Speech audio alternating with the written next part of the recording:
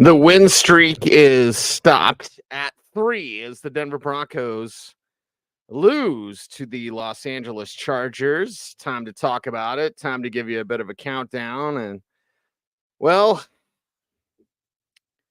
it's not great, Bob.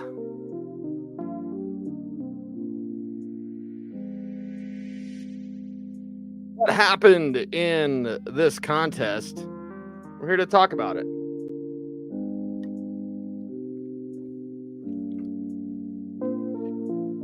Trying to stay chill today. Trying to not get too angry about this team. Missing out on an opportunity to beat a divisional opponent.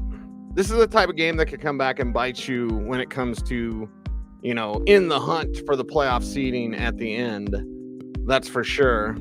Cecil Lammey, Orange and Blue, post-game live. Here to talk about the Broncos losing to the Los Angeles Chargers and how did it all go down and why I had to spend most of the game defending Bo Nix from people that don't believe. Sean Payton's the larger problem here. Okay, I'm going to get into all that and more coming up. Sean Payton with terrible game plan. And I know that the Chargers had a bye week to prepare for you.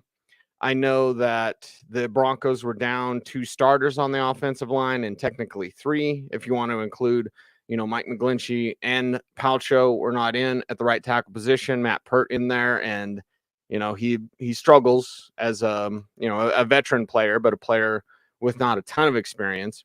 He certainly has the struggles out there. Alex Forsyth in at center.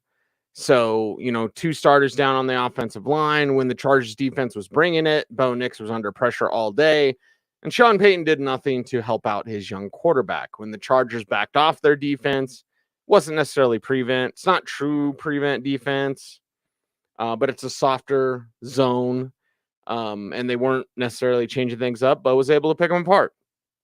So let's talk about all this and about the correct way to kind of examine things here. I'm not going to lose my mind over Bo Nix. Again, mostly friends. So if they're watching, I want to make sure to be gentle with my opinions. But, I had a lot of people reaching out to me being like, oh, what's the matter with Bo? Something's wrong with Bo. Everything's wrong with Bo. Nothing's wrong with Bo. He's a rookie. He's a rookie. They don't have a lot of weapons. They've got Courtland, Sutton, and littering, and they have offensive line that's banged up and played a really poor game. Garrett Bolles back to getting a penalty a game. It's what it is. Quinn Miners taking away a 49-yard pass to Courtland Sutton with a hold. So, your high-paid guys are not coming through. Ben Powers, who's okay, but certainly seems a little overpriced. Ben Powers is getting away with anything now because Miners has some struggles. They were up there earlier in the season. He was very hard on himself. They came back in this game. And then Bolles having struggle on the left side. Pert, sorry, I think it's Pert. Having troubles on the right side. So, this sucked. Sharon says it perfectly. Well, that sucked. Jordan, man alive, that was rough. Yeah, and Dean says it's like watching a high school offense, and it's like watching Sean Payton refuse to give up control. What the hell's the matter? You have Bo Nix. Bo Nix can make plays. You saw him out there fighting. He was out there trying to make plays. Mark from Georgia saying, PS2, that hurts. Yeah, let's hope that his concussion, and I'm glad that today we know that concussions are brain bruises, because they're known how to, treat. Unless you're Buffalo, then Josh Allen can have his head dribbled on the field and it's okay. And they'll call it an ankle injury.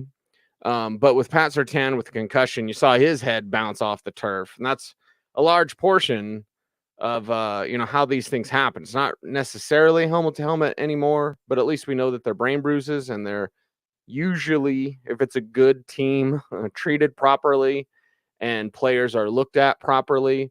So Surtain, this team plays on Thursday night. This one's going to sting about 24 hours. Then it's on to New Orleans. Of course, Sean Payton probably distracted by New Orleans. But the problem here is Sean Payton. Donald suggesting Sean P needs to give up play calling. Well, he won't. He won't. That's the problem. Trey bringing up Bo's garbage time stats. That's not necessarily untrue. The one thing I say, because I had some people on Twitter where I said, like, I want more Sutton and more Vele, please. Tia, thanks in advance. And people are like, oh, there's Bo's shredding up prevent defense. Okay, that's, again, it wasn't true prevent defense. I don't want to get technical. It's like when people say they sent a blitz. Well, technically, they got pressure with 4. Oh, God, for the love of God. Okay, yes, everybody, yes. But I will say this. What if he didn't? Right? Bo Nix is terrible. He just tore up the garbage time. Well, what if he didn't?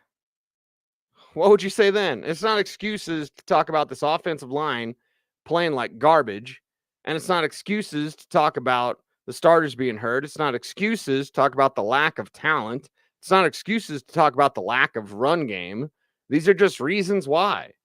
That's just the way it is. So, yeah. Trey, did Bo Nix have some garbage time sets? Yeah, but at least he did. At least he did that. At least he built some confidence. At least he kept fighting. Kid could have given up. He's not that sort of player. Once again, he is the leading rusher with 61 yards on the ground. You don't want that at all whatsoever. Audric Estime with 6.5 a carry, but only a couple of carries. Jalil's role is going to be about the same. And Javonte, hurting his team, drop pass there. A lost fumble there for Javonte. So a couple of games where he was really good, looked like he was back. And then this one, I mean, it's 3.8. It's close enough to 4. I'm not really concerned about that, but it's just the drop of passes. It's the fumble. These aren't good things for this young man. He's out there trying to build confidence. Defense certainly had trouble with J.K. Dobbins, Kamani Vidal, who I said would be the secret weapon. He was on one pass play, a 38-yarder down the sideline, nice little wheel route for a touchdown to help out the Chargers. And, this thing's what, 20-0 at halftime? Is that right? 20-0 at halftime. And everyone's like, this is the Bo Nix is the worst ever. And it's like, okay, he's a rookie. The offensive line is struggling. They can't run the ball. He's got no weapons outside of Courtland Sutton. Want to see more of Vele, but still, let's just say it's Sutton and a bunch of question marks, right? He's throwing a little Jordan Humphrey, everybody. Little Jordan Humphrey's like a number 5 wide receiver in the NFL. And that's no knock on him, whatever. He's a better football player than me, whatever I have to say. But it's like, that's just the truth. Sutton's a 2. Everybody knows this. But I like the way that Sutton approaches things and how he also never gives up there as well. So, a lot of things, and I think that one guy Jay brings it up the perfectly. I think this sums it up for all of us. So torn, disappointed, but at the same time, how good can you be when you open up the playbook for Bo? This is his 6th game. Struggle, improve, excel. That's what Bo Nix is going to do. Struggle, improve, excel. This game, he kind of did struggle and improve both, but mainly struggle in the first half. I mean, at a 0 passer rating. But, I don't know what it is, if it's society or what have you. I was texting with my best friend, Big E. Shout out Big E. We're like, Broncos fans, y'all got to be patient, man. You have a potential gem first-round quarterback. Is he Jaden Daniels? No. God, no. Is he going to be Pat Mahomes? I remember the one week, I don't know which week it was, but somebody in the chat room was like, I don't see someone that could go toe-to-toe with Pat Mahomes. Well, who the hell is that?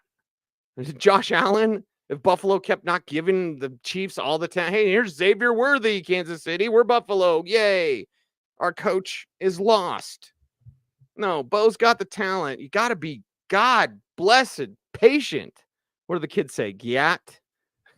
You got to be Gyat patient with this player. And it doesn't mean that he's going to be the best quarterback ever. But you have a potential top 12 quarterback in this league. That's what you need. And, if you can get the Mahomes, if you can find the Mahomes, awesome. That happens once every 20 years. If you can get the guy that's a top 12 quarterback and you can build around him and you can have weapons and you can play strong defense, you can play really good special teams, That's how most teams have to approach it. So guess what, Denver? You're like most teams, but also guess what? You're not messing it up by rotating through your Case Keenums or Joe Flacco's or Trevor Simeon's or whoever, right? You have a first-round quarterback that is learning on the job. It's not going to be great all the time. And I know the Chargers didn't have Joey Bosa, but they also had a week to prepare for this game. And plus, the film is out on Bo. Everything that Bo can do and running the ball, they'll start spying him again. That's what'll happen. You've seen a few teams try that. One, basically. And I understand, it's a Jets game and whatever. But, you're going to see Bo spied now.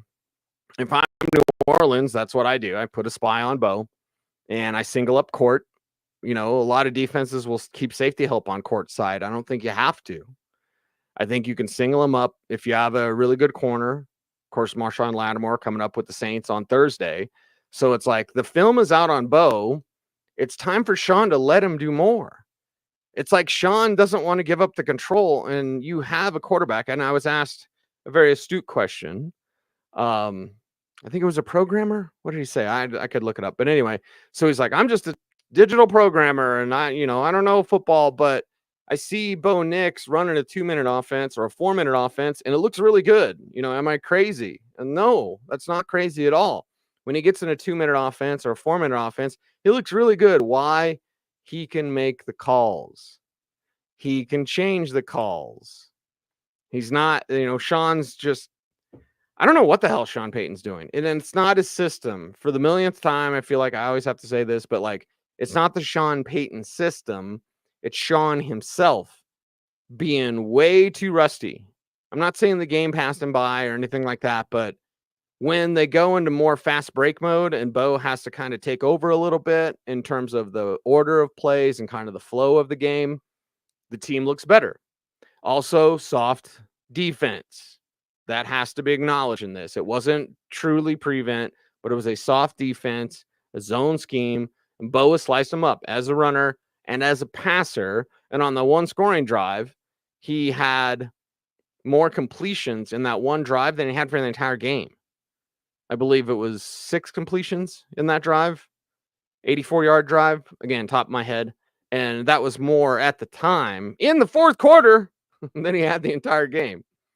So, we need to examine Sean Payton in all of this. Bo's going to struggle. When Bo struggles, I go, yeah, he's a rookie. I don't lose my mind. And I'm the guy that loses his mind. I'm the guy that rides the roller coaster of emotion. I'm the guy that's emotional and opinionated.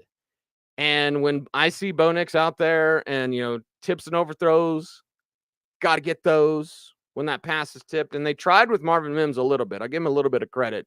They tried with Marvin Mims, and it just didn't work. The incompletion on the deep throw, which I wish Bo would have got to him. And, maybe Marvin a little bit interfered, whatever. And then, of course, the tip pass that was intercepted. When Bo does that, I'm like, okay, yeah, it's a rookie.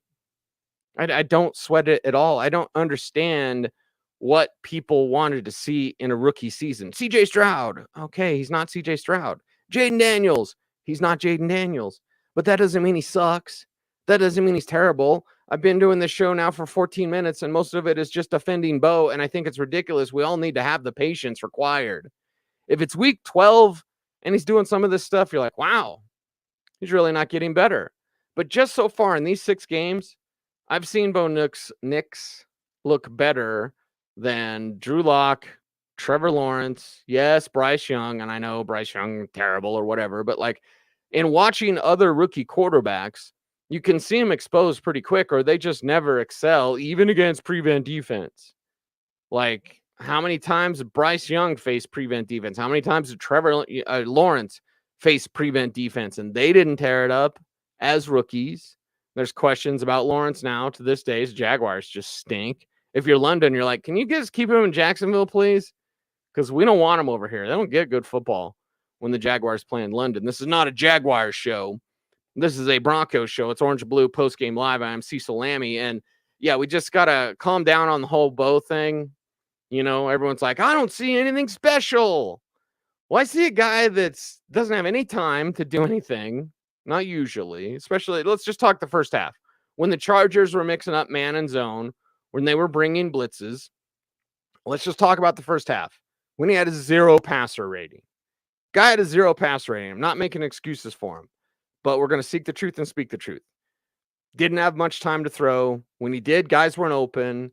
And a way that you can tell that Sean Payton needs to rethink some things, because they would show replays, right? And there was one play where Bo, I think, had the ball for like 7 seconds behind the line of scrimmage. It was probably just like 5, but it was a long, long time. He ends up throwing it away. So they showed the replay like, wow, nobody's open.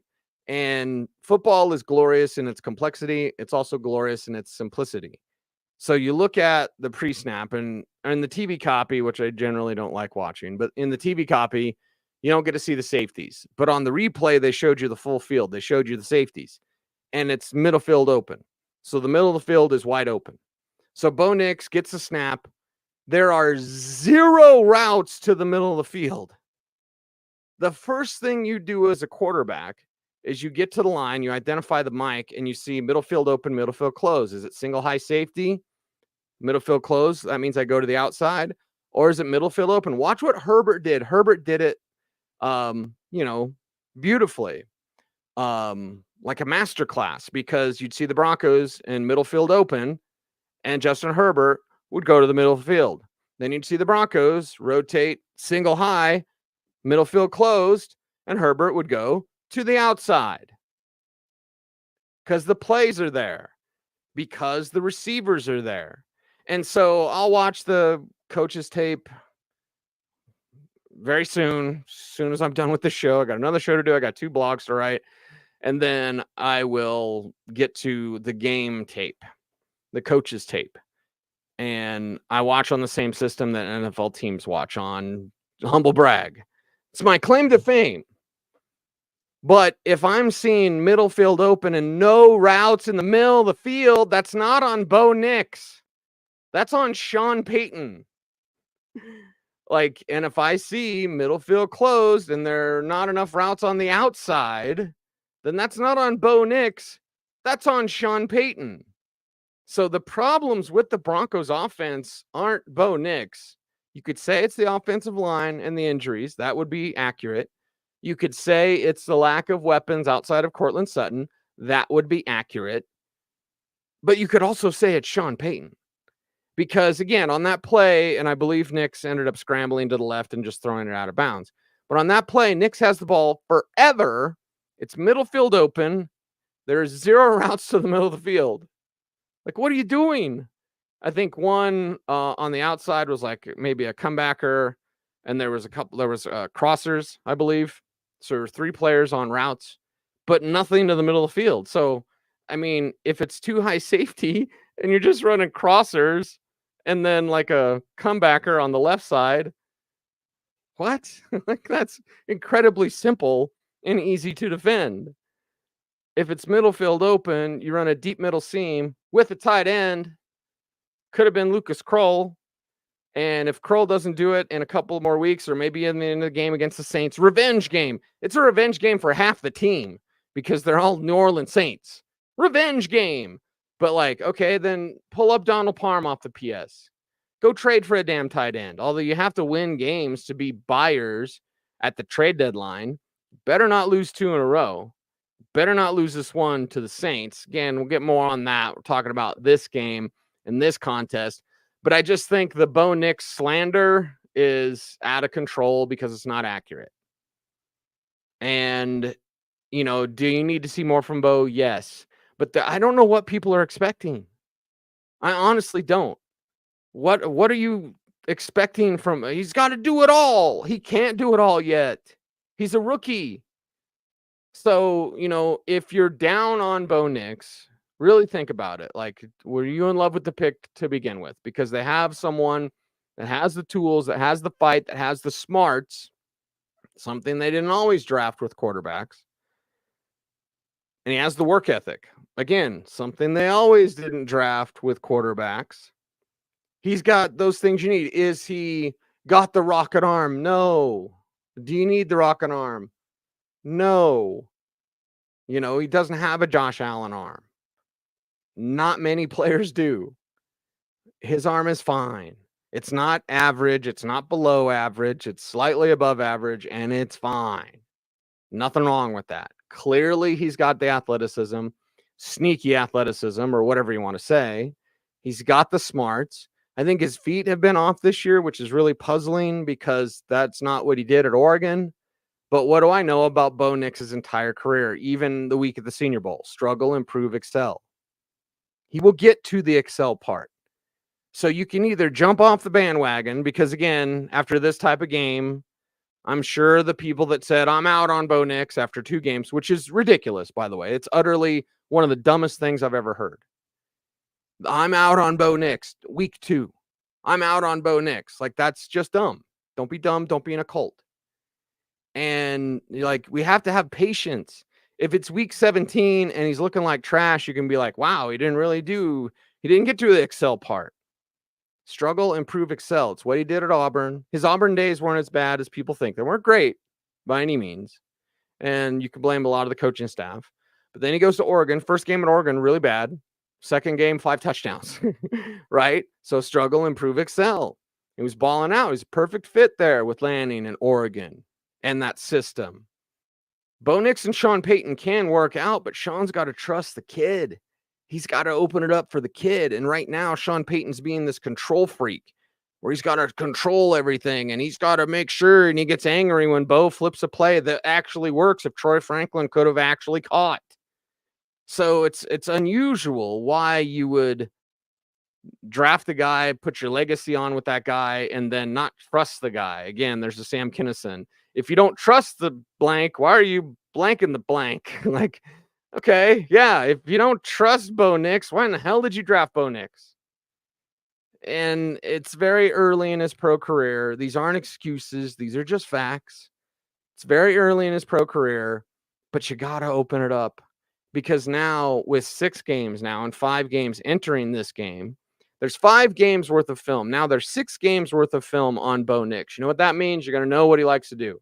You're going to know what his tendencies are. You know what he likes, what he doesn't like all those sorts of things. Like that's already happening. NFL defensive coordinators are not really going to lose sleep over Bo Nix now because they know what he can do. There's always that period, and it's usually about 3 games, maybe 4 games, where you don't yet know. Take, for example, Spencer Rattler, who put up garbage time points against the Buccaneers. Buccaneers just crushed the Saints. Spencer Rattler, who I didn't like on tape, and I felt where he was drafted was appropriate. I didn't buy into the whole, like, he could be a first rounder. And I didn't buy into he's the best quarterback at the Senior Bowl. Like, I didn't buy into any of that. Again, doesn't mean I'm right. Certainly not right about everything. Lord knows that. I'm just telling you the truth. With Spencer Rattler, there's still this, like, I don't know what he can do yet. He put up garbage time points today, but I don't know what he can do yet. So Thursday night's going to be interesting because you're in that unknown. You're not that with Bo Nix. 6 games of film. Everybody knows what Bo's going to like to do. And there's some plays, and I hesitate to say the specific plays because I don't want to get in trouble with the Broncos, but there's certain plays that I'll just give you a somewhat vague example. The Troy Franklin back of the end zone touchdown, that could easily be picked because Bo's bird dogging him, waiting for that hole to be open in the back of the end zone. So all you do is you let him think that hole's going to be there, and then you have a safety step in front of it. That's a very common play that the Broncos have run near the end zone. It worked today, and Franklin caught it today, thank God. But that's also a play where he's waiting for that window and he's just staring at it. That one's pretty easy to figure out. So they've got to change that up. You've got to give him more options. You must be more creative, Sean Payton. And at the end of the day, you must trust Bo. He doesn't have any protection. Alex Forsyth is fine. And I didn't notice anything, just terrible from Alex Forsyth. Parrott, there were some plays that weren't great. The Marvin Mims 2-point conversion, right? That wasn't great. He kind of got in his own man's way. So, once I watch the film, I'll have a better opinion on that. But I just saw Bo turn his back to the defense at least 2 times, which is a cardinal sin. You never do that. That's the Russell Wilson thing of like, I don't know what's going on, and I turn my back. It can work sometimes, and you can like a hero sometimes, and most of the time you turn your back to the defense. It's just the ultimate sin. The ultimate sin as a quarterback. So he did that at least 2 times that I noted, and it might be like 3 or 4, honestly. So you got to clean that up. But this offensive line, because it's not good, and it's good when they're healthy, and even with Palchos out there, like it's good. But you're getting so much into the reserves now in week 6 that it's not good. Sean Payton, you got to have options for your guy. You know you're facing a Chargers team that would get pressure with 4. Where's the draw plays and screen passes? Where's the trap game? Like, where's the ground game to help out Bo Nix? Hey, Bo, do it all yourself, and then everyone gets mad that he can't do it all himself. Hey, that rookie that doesn't have any talent around him and a bad offensive line, he didn't just totally do everything. What world do we live in? Now, I know generally it's clown world, but like, what world do we live in where people can be mad at Bo Nix and be like, hey, he's not doing it all with no offensive line help, no running game help, no weapons other than Courtland Sutton? How's that working out? Barnyard psychology. Again, how's that working out? It's not working out great. Like, they need to help him, and Sean needs to design plays with outlet receivers. He needs to have some sort of check, like, let Bo freewheel a little bit, man. I'm not saying make him Jim Kelly and he can call his own plays. But if you let Bo freewheel a little bit more, get more in that 2-minute drill. They did try some tempo as a weapon, and it generally seemed to work. I believe, was that the Javonte fumble? Or was it Javonte drop? So they tried tempo as a weapon, which is good. I think you should use tempo as a weapon at times. You can't do it all the time. But in those times, you got to sustain your drives. And I believe it might have been a Javonte drop where he was thinking about running before he secured the catch. That just kills a drive. And it might have been the Javonte fumble drive. I might also be misremembering that. But anyway, I look at it and I go, yeah, it's not been great with Bo Nix. It wasn't great in this game. But there are ways to make it work. And when you're under duress, he's got to have options to throw to. And he just doesn't because of the design, not the offense, not the scheme, but because of the design and the order in which the plays are called. Because if you go to the line, imagine if you're Bo and you see middle field open, yet you know the plays is a crosser and a comeback. How are you supposed to attack the middle of the field unless you can audible and you tell that receiver or tight end on the right side, hey, run a go. You give him a signal. He sent us a signal. Like, you give him a signal, whatever signal it is. That was a really weird signal, by the way. So whatever signal it is, like, you change it. And Sean, you're going to have to be okay with. You're going to have to be okay with Bo Nix changing plays because the plays that are being called aren't working. The plays that you're drawing up when a defense is actually attacking you are not working. So that's what you need to do. You need to draw up a play, call it, give Bo the option. So if you go and see middle field open and there's no routes right to where the hole is, if you're Bo Nix, how aren't you frustrated? Like, completely frustrated because there's no place to go with the ball in the place that it should be right before the snap where you see where there's no safeties. There's a huge hole in the middle of the field and you don't have any routes there. You need to be able as Bo Nix to be like, I'm changing it. I'm going to run a middle seam. I'm going to send somebody deep on this one. Middle field open. Oh, I got you. Right? That's part of getting the play in fast, allowing yourself at least 15 seconds to see and study the defense. Then you can call a guy in motion or whatever. You can adjust. You can call an audible. You can kill a play. You can do the signal for the route. Like, there's all sorts of things. But, sometimes, and I don't think it was Sutton. It was one of the veterans. I think it might have been Miners who was like doing this in the huddle a couple of times where it was like, come on. Because just these long, stupid ass plays, like taking forever to say, like, the concepts are the concepts, man. They're concepts that are traditional. Call the concept, get them to the line, watch, let Bo change the play. And you're going to have to trust Bo. You're going to have to trust Bo or you're going to win like 7 games. Do you want that? Sean Payton, he doesn't have a lifetime contract. Do you want that? Or do you want to let the kid that you tied your legacy to have the opportunity and have the permission, I guess, to change plays and to study the defense and go, I'm going to change the play because I see something different than coach. Coach doesn't talk to him for 15 seconds. That's why you need to get that play in and then get to the line. Even if you got to the line a tad bit early, you could have coach in your ear being like, looks like middle high open or middle field open, change it to this if you want. Where are the plays that Bo's comfortable with? The back of the end zone play notwithstanding, where are the plays that Bo's comfortable with? We've seen some against Tampa. We saw some against the Raiders. We see him go deep. The fourth amount of times of passes over 20 yards.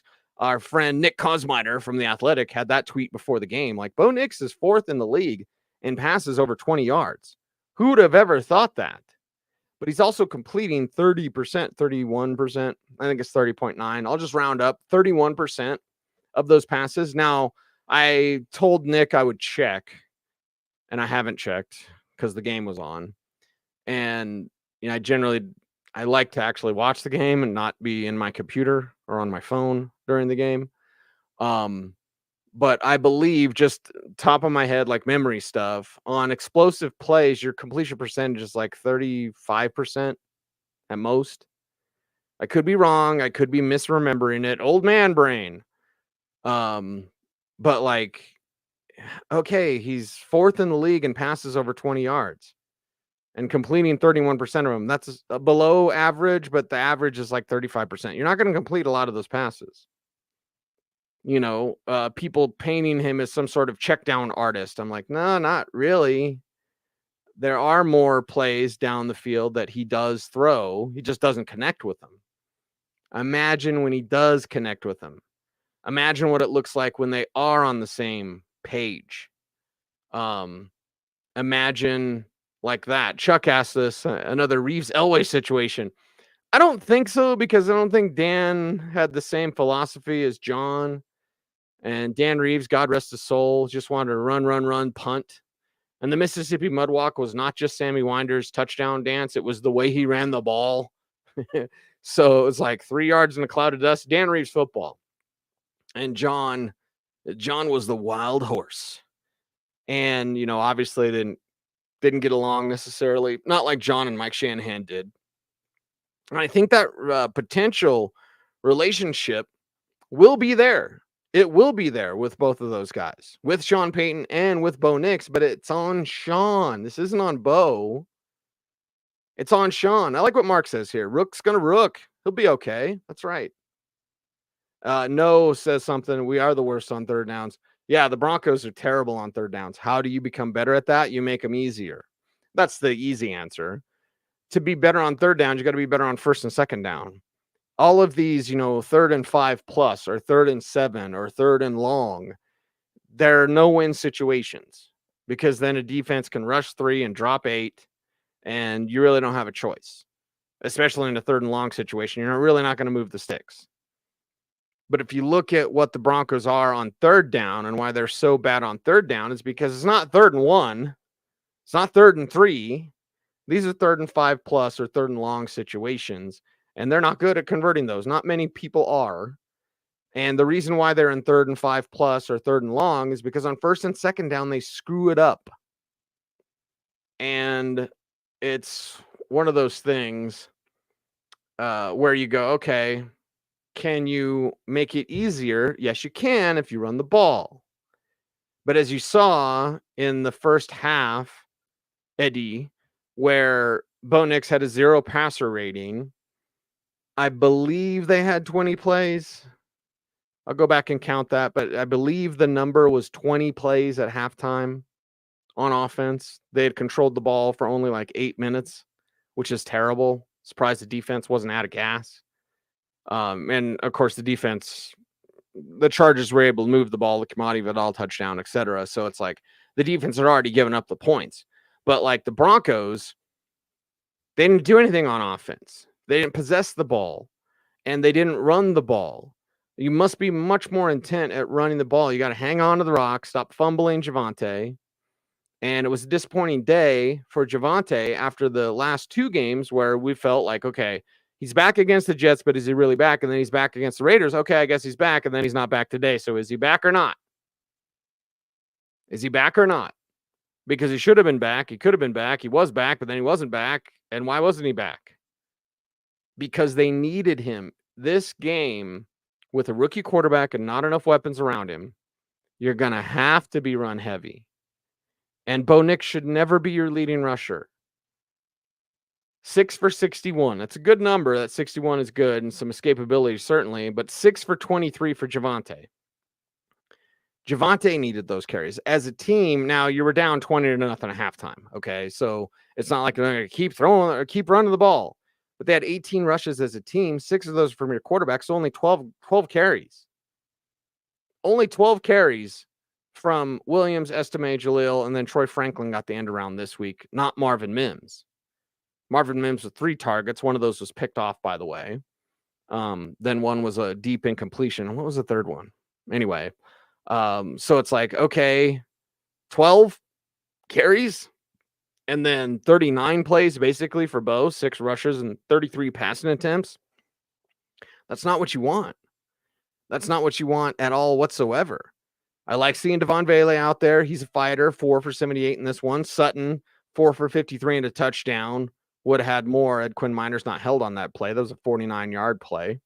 Troy Franklin with 2 for 31 and the touchdown to the back of the end zone. Like I said, Jaleel and Javonte doing their dump-off thing. But against this defense, who only had 5 quarterback hits and then 2 sacks on Bo Nix, you're like, okay, against this defense, where was the draw plays? Where were the screen passes? Where are the Texas routes? They don't exist, technically. I mean, precisely, they don't exist. Where's the traps? It's football 101. Hey, you guys are going to rush on the edge. Well, I'm going to trap in the middle.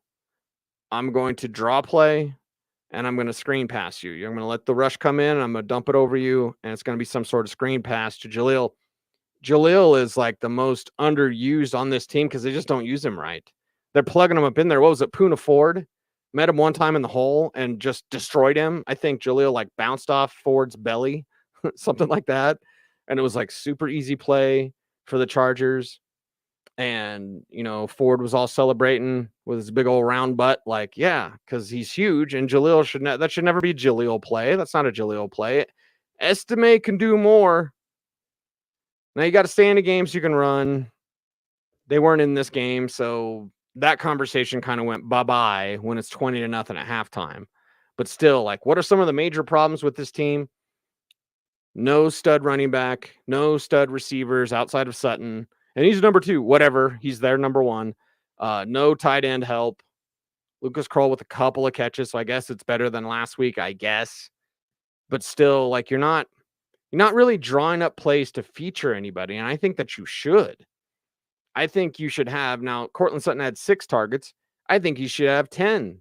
You should double that number with Courtland Sutton. He should have 6 targets and a half, right? Not just the whole game. You set up, you design plays to get Sutton going because there's just something different about when he gets the ball and that energy he brings to the field. Devon Vele, not the type of guy that you design plays for necessarily, but you make sure his 6 targets seem about right. But you run the ball, you stay intent on running the ball, you make sure to have success running the ball. Estime was 6.5 a carry. I mean, they're blocking it up right, and they're better at run blocking than they're at pass blocking. Again, today was not a great day pass blocking.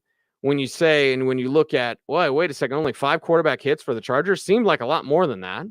But it's Bo getting rid of the ball. He was sacked twice, but he was under duress all day. And yes, when they backed off their defense and they played a softer zone, not a true prevent, but when they played a softer zone, Bo was slicing and dicing. Oh, let him do some more. Estime, Jesus says it here in the chat room, like Estime. That's part of the answer. Winfield says the San Diego Chargers had 3 cornerbacks out. Nick still couldn't do anything besides garbage time. Stop making excuses. There are reasons, not excuses, Winfield. Like, You just have to be patient with Bo while he does this. We can't lose our mind when the rookie with no weapons and a bad offensive line and no running game can't make plays. So again, we can be super upset. How would this show sound, or you as a fan base? How would you like it if it was like, Bo's a bust? It's week 6. You have 11 games left. 11, right? 11 games left and a bye week. You got 3 months left of this. You want to sit here in week 6 being like, Bo's a total bust? Or do you want to be honest and reasonable and rational? And this is coming from me, the over emotionally opinionated guy. All right. So if I'm doing this, I know you can do this. So the San Diego Chargers, he must have said that just to make him mad. They beat you, by the way. The Los Angeles Chargers had 3 cornerbacks out and Bo couldn't do anything. Who are his weapons? Is that an excuse too? Is anything I say that defends Bo Nix an excuse? Jesus says, burn the... I did think, Jesus, during the game, I was like, you could bring the throwbacks back. You could just do the throwbacks the whole time. It would be great. I didn't mind this look. Orange with the blue. Didn't mind the look. But it's like, I don't mind the new jerseys. Again, I got a Bo Nix jersey the first day of rookie minicamp. When I saw him out there slinging it, I was like, yep, this is going to work. And it doesn't mean I'm stubbornly stuck in my Bo Nix conversation, because I think the people that are out on him, or the people that are talking trash about him, the people that are unreasonable with Bo Nix are the ones that are stuck on their draft analysis. Because if you are just honest, rational, and reasonable, you go, oh, he's a rookie, he's going to take some time. Oh, he's a rookie, they don't run, it's going to look bad. Oh, it's a rookie, they don't run, the offensive line doesn't give him time, it's going to look bad. Oh, he's a rookie, they don't run, the offensive line looks bad, and he doesn't have any weapons that's outside of Courtland Sutton. Oh, yeah, it's going to look bad. So then when it looks bad, we can't lose our mind and be like, why does Bo Nix look bad?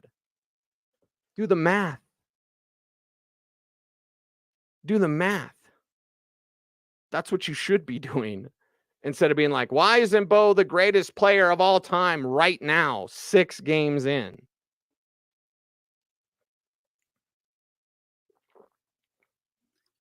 My mind goes to, why isn't Sean Payton helping him out more?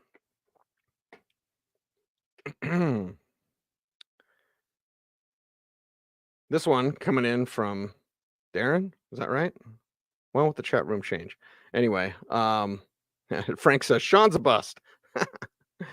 Sean can be better. That's for sure. There we go. Darren Lee's stand-up comedy channel. What's up, Darren? I'm going to check out your comedy channel. He said, need more running game. Otherwise, it's going to be throw Nix. Yeah. Instead of Bo Nix, they're going to be throw Nix. And that's not great, Bob. Or Darren, I should say. It's not great when all you do is put Bo in a bad spot. Sean Payton, almost every week, except for Tampa and the Raiders in the second half, puts Bo in a bad spot. And then Bo has to get out of it.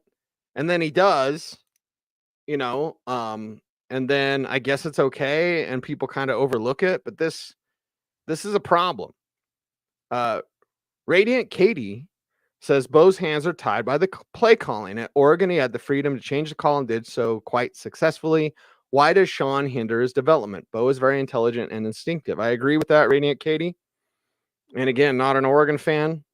In fact, I would be the opposite of that, as my daughter is an Oregon State. Which again, I think it was funny. I was at the airport in Portland, and I had my Beavers polo on, to support my daughter. And there was somebody like an Oregon hat or something that's just like death staring me. I'm like, dude, come on. I don't care. Beavers or Ducks, I just don't care. But college football fans are crazy anyway. So anyway, at Oregon, he did do that quite successfully. She asks, why does Sean hinder his development? Sean's an egomaniac and a control freak. You want the answer? There's the answer. Because Sean is a control freak who will not let Bo kind of improvise. You saw that on the play last week when they're yelling at each other. Like, you got to let him improvise. Why is he better in a 2-minute offense? It's the prevent defense. It wasn't actually prevent, but it's a soft zone. I'll admit it. It was a soft zone. They weren't sending the pressure. It was a soft zone. It was garbage time. Yeah, okay, but he did it. I've seen a lot of quarterbacks that don't do it during garbage time, that give up fighting. Mark says it feels like you're talking to me. I did say friends, Mark. I did say friends that I was discussing Bo Nix with. Okay, friends, very friendly conversation. But to me, it's like, all right, Bo, there will be a tipping point during the season, and it's not now. But he can't look like this in week 16, and that's not an excuse. That's just the God's honest truth. Like, he can look like this in week 6 and week 5 and week 4. Week 3 looked pretty good.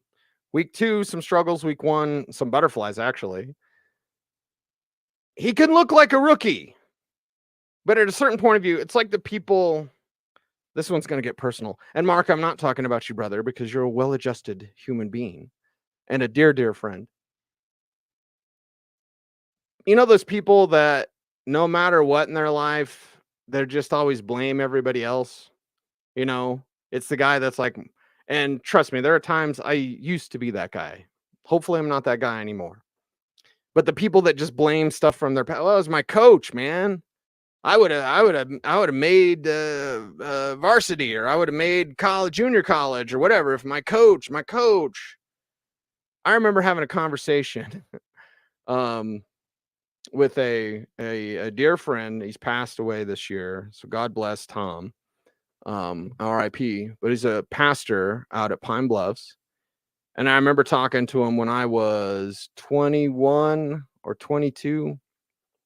And, you know, I was just telling him about, I don't know, what I was angry about or what I was, you know, upset about. It's like, my coach. And he goes, how old are you? Because I was like 21 complaining about crap from when I was a junior in high school. I was like, and just kind of those words from that man, you know, and as a pastor, you know, just the intellect and intelligence, because intellect and intelligence are two different things. I won't go down that rabbit hole with you, or maybe I will, but I know plenty of smart people that are just stupid. It's emotional intelligence. But when you have someone that's like snaps you out of it, like, how old are you? why are you all upset over something that happened like 6 years ago? But the people that blame their teacher or their coach or their dad or their job or their boss or blah, blah, blah, all these different excuses, right? All those people, all of that, you know, it's always somebody else. It's somebody else. It's somebody else. No, it's you. It's you. Now, everybody else could have been a little better, but at the end of the day, it's you. So with Bo Nix, we're going to get to a point with Bo Nix where it's like, all right, that's you. Right now, I can't say this is who Bo Nix is. I can't. And I think it's unfair and actually not nescient, but ignorant to say that you can right now. That's where I get back to the people who say, I'm out on Bo Nix after 2 games, right? Nescient is the information has not yet been available to you, so you just don't know. Ignorant is when the information is available to you and you ignore it. You're ignorant. So I think there's a lot of ignorant people out there when it comes to Bo Nix. Not Mark, not my buddy Mark. But I think there's a lot of ignorant people who are just like, Bo sucks. Bo doesn't suck. But we have to go to a certain number, and put the number at week 10, put it at week 12, put it at week 16, put it at a full rookie season, whatever that number is. We need to be able to have a better determination on Bo Nix, and we can't do that in week 6. You just can't. So where are we at? This game sucked. That's where we're at. They couldn't run the ball. Defensively, they couldn't stop. I know Dobbins didn't get 100 yards, but he might as well have. Kamani Vidal was their secret weapon.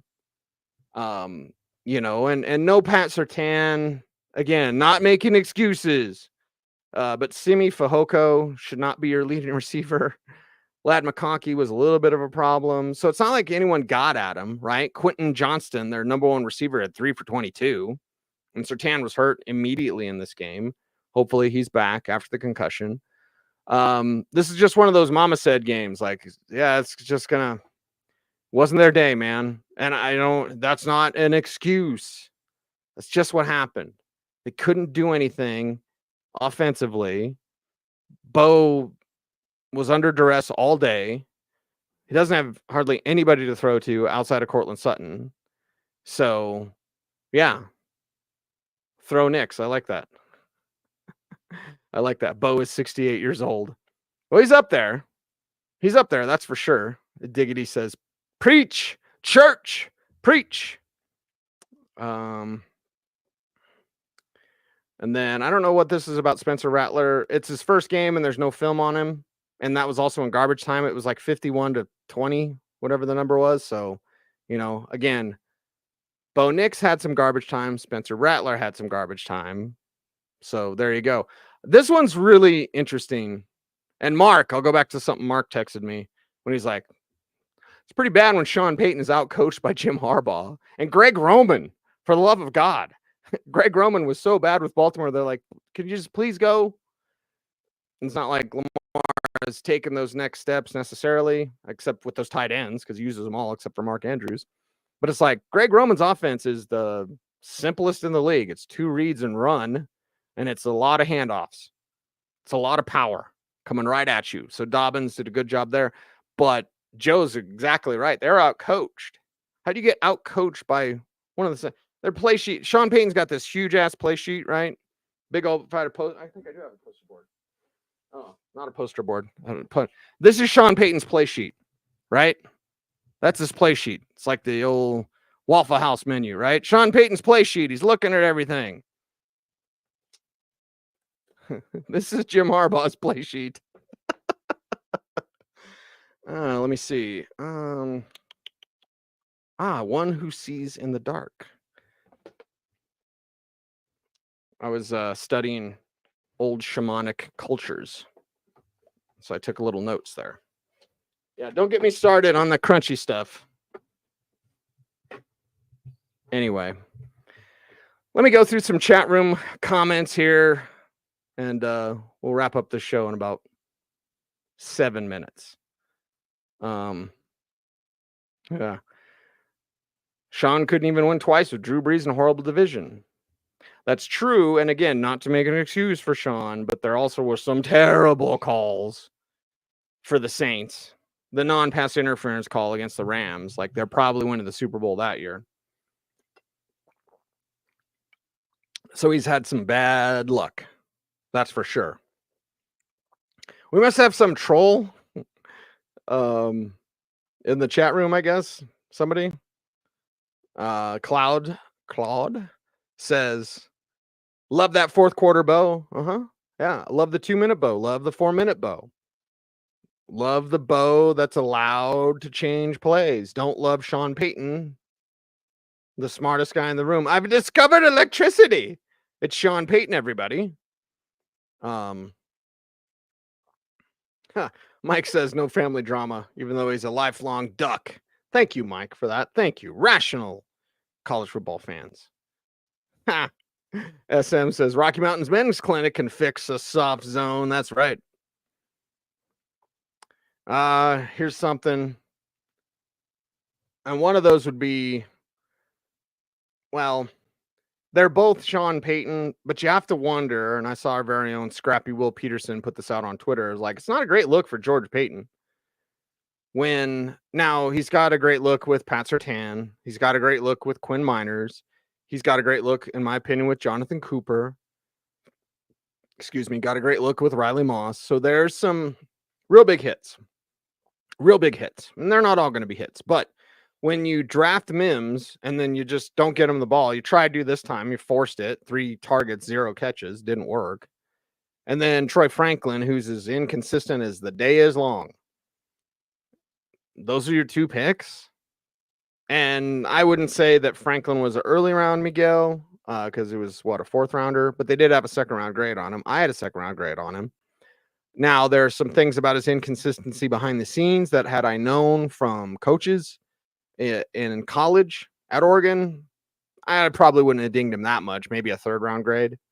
But he's got to make sure that he's not just a pro, he's a professional in terms of his approach. And seemingly, since he was getting a jersey and Vele wasn't, they like what he's doing behind the scenes.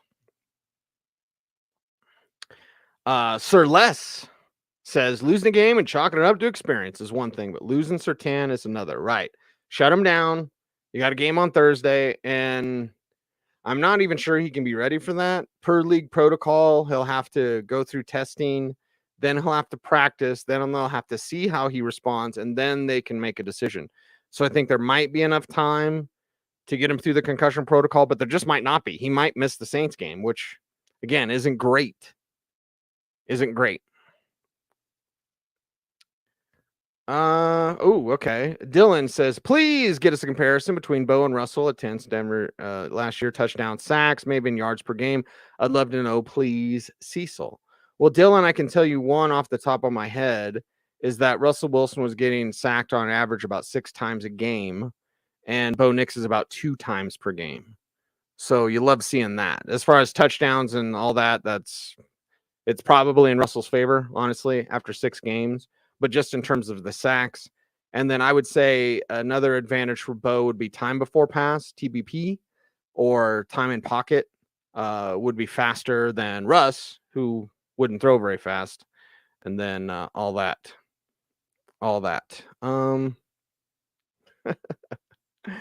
Everyone has a right to drop their churlish, vapid takes from Brad D. There you go. John, it's play calling. Yep, it's the order in which the plays are called. And again, it's not allowing Bo to change a play. Middle field open, and you don't run any routes to the middle of the field. That's not great. And I'm kind of perplexed that we're here with Sean Payton. Like, I know Sean Payton is an egomaniac. I know he's the smartest guy in the room. Just ask him. I know he discovered electricity. Like, all these things with Sean Payton. I already know this, but why does it look like this? It looks like he doesn't trust Bo. He should trust Bo. He kind of has to trust Bo. He's not getting another quarterback. It's not like Greg Penner is going to be real happy if Bo doesn't work out. So Bo would likely, let's say, get 2 years with Sean, and then Sean only has 3 years left on his deal. So you get a couple years with Bo.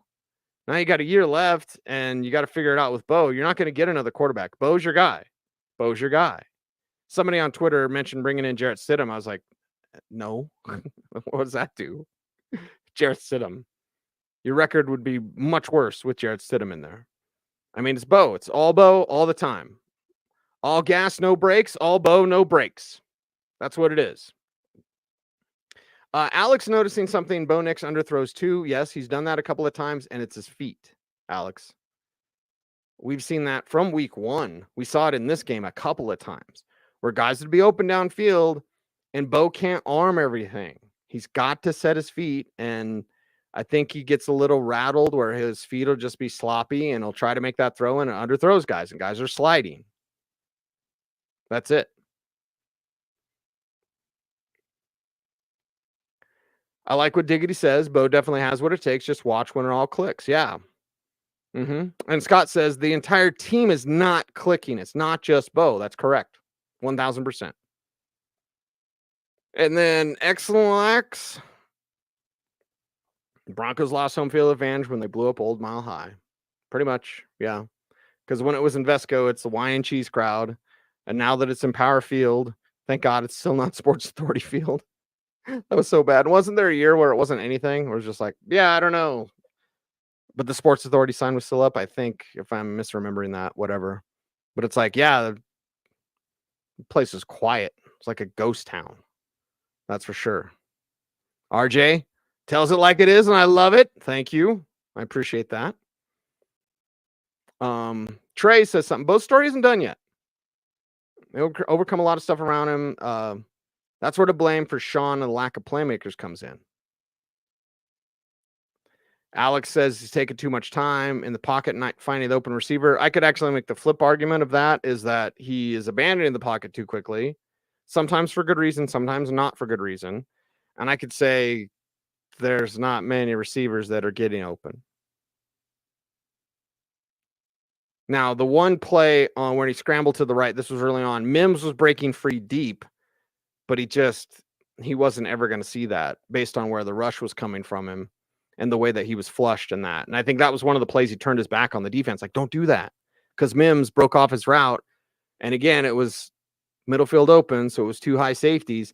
and the safeties came down, and one of them went over to Mims. And then when the play broke down and Bo turns his back and rushes to the right, Mims breaks up and puts his hand up.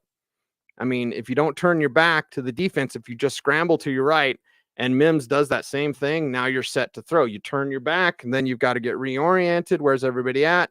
You're going to Mims isn't a big guy anyway. You're going to miss him doing this. So there you go. Keep the faith, says DMC. That's right. Mike says because there weren't any open receivers. I can't read. Sharon says Cecil said there were games. Cecil said. That's right. Play calling. Yep. Jim Harbaugh has beaten Sean Payton multiple times. Bo Nix O-line is here to stay. So what then? Well, not the guys that are playing. Matt Parrott isn't here to stay. He's just a fill-in. Alex Palczewski isn't your starter. That's Mike McGlinchey. Alex Forsyth did not win the starting job. That's Luke Wattenberg. And Wattenberg's had some struggles, but I generally appreciate what Wattenberg has done this year. Forsyth is not as good. He didn't win that job. So Vicky says, what do you expect? Give him time. And then go get some weapons. Yeah. Be looking over that for sure. Make sure to listen to Dover and Cecil 10 a.m. to 2 p.m. on Denver Sports 104.3 The Fan. Appreciate everyone for that.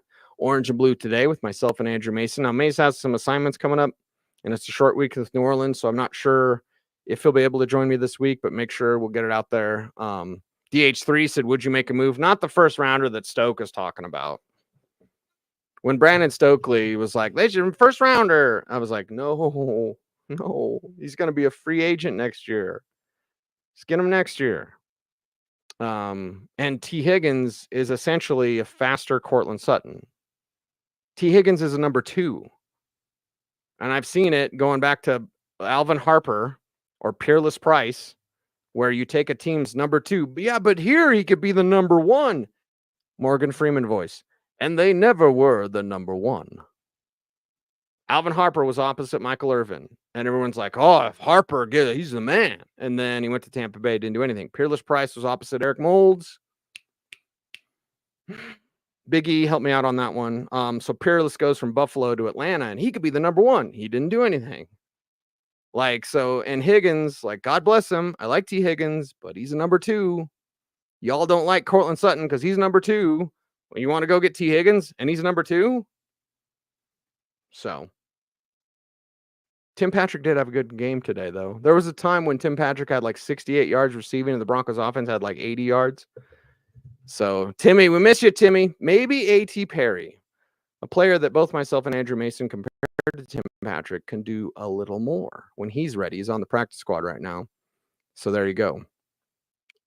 Yep. Bolles back to his old ways. We're going to talk about that tomorrow on Dover and Cecil, Rob. So make sure to stay tuned for that.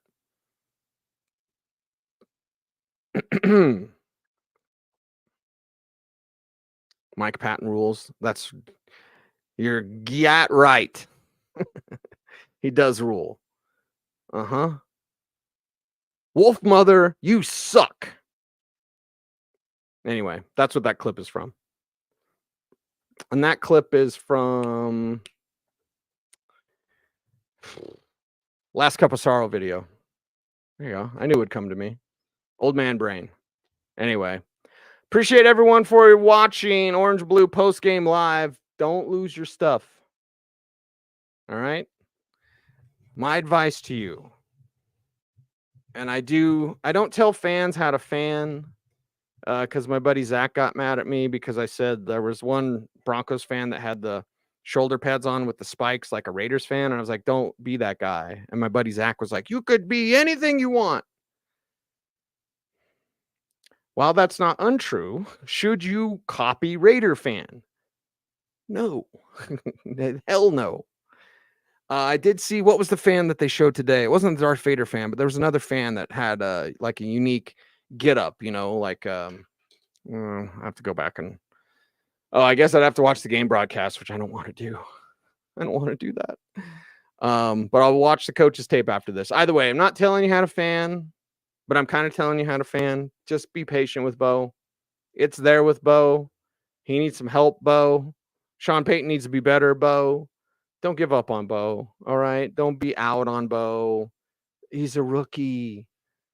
It's going to be like this. Were you out on Bo after the Tampa game? Were you out on Bo after the Raiders game? I mean, we can't. This isn't like me playing Tecmo Bowl. Like back in the day when I played Tecmo Bowl, if Dalton Hilliard didn't get a first down, I'd take him out and put in, Reuben Hayes? Is that right? Or Craig Hayward? Reuben Mays. Sorry, Reuben Mays, not Reuben Hayes. Craig Hayward and Reuben Mays. So and then Craig Hayward wouldn't get a first down, take him out, put Dalton Hilliard back in. So it's like, okay, we can't do that. Bo's the guy. And he's the guy till he's not the guy. And right now we can't say he's not the guy. Right now we can't say he is the guy. So it's kind of this purgatory middle ground. I don't know. But I know this from my own personal sanity as someone who's literally gotten physically ill during this show. To save my ulcer, to save my stomach, so I wouldn't get mallow, I'm just not going to lose my mind about Bo. I'm not going to make any like he's the man or he's terrible. Like, we don't know yet. I think he can be the man. And I think the problems that he has now are mainly Sean Payton. Some are him, his footwork, bird dogging receivers. Like, there's some are him. He's underthrowing receivers because his feet are bad. He's bird dogging receivers. I'm surprised he doesn't get picked off a little more. He's got to be better. And in that, I wish you a good evening. Be safe, be kind, know that you're appreciated. Stay tuned, and would you please stay frosty?